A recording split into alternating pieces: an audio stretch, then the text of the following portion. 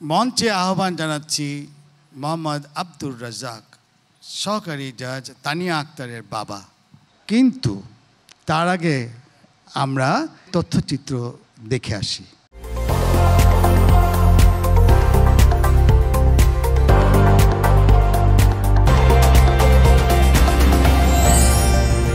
মোহাম্মদ আব্দুর রাজ্জাক নেত্রকোনা জেলার সদর উপজেলায় 1967 সালে এক দরিদ্র কৃষক পরিবারে জন্মগ্রহণ করেন। নিজে তেমন লেখাপড়া না করতে পারলেও সন্তানদের পড়ালেখা শেখাতে জীবনে সর্বোচ্চ ত্যাগ করেছেন। শত প্রতিকূলতাও তাকে দমাতে পারেনি। 4 সন্তানের একজনকে বানিয়েছেন সহকারী জজ। আর সেই অদম্য মেধাবী হলেন হাওড় কন্যা তানিয়া আক্তার।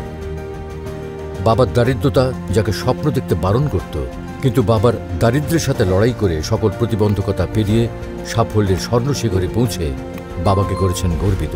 জীবন সংগ্রামে বিজয়ী আব্দুর রাজ্জাক প্রান্তিক জনগোষ্ঠীর জন্য অনুকরণীয় দৃষ্টান্ত স্থাপন করেছেন।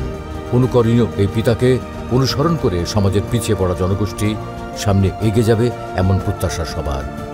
জীবন সংগ্রামে বিজয়ী এই গর্বিত বাবাকে নিটল টাটা RTV গর্বিত বাবা সম্মাননা 2024 প্রদান করতে পেরে আমরা আনন্দিত।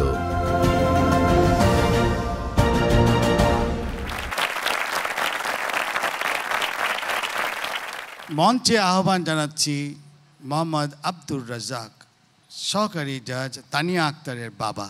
আপনার জন্য জেনে একটু খুশি হবেন যে তানিয়া আক্তার যিনি সহকারী জাজ, সে তো আসতে পারে নাই, কিন্তু সে তার স্বামীকে আমাদের কাছে পাঠিয়ে দিয়েছে। তাকে আমরা অনেক অনেক ধন্যবাদ জানাচ্ছি যে আমাদের মাঝে আসার জন্য। এখন রাজ্জাক সাহেবকে উত্তরীয় প্রদান করার জন্য কাজী আমিরুল হক শিবলি সাহেবকে অনুরোধ করছি। এবার বরাবরের মতো আমাদের মেয়র আতিক সাহেবকেও ক্রেস্টটা প্রদান করতে হবে। রেজাক সাহেবকে ক্রেস্টটা নিয়ে সবাইকে জোর করা দিই আমরা। আব্দুর রাজ্জাক সাহেব, আপনি তো গর্বিত বাবার ক্রেস্ট পেলেন মাননীয় মেয়র সাহেবের হাত থেকে। আপনার একটু অনুভূতি আমাদেরকে শোনান না। আমার মেয়ে তানিয়া আক্তার অনেক কষ্ট করে।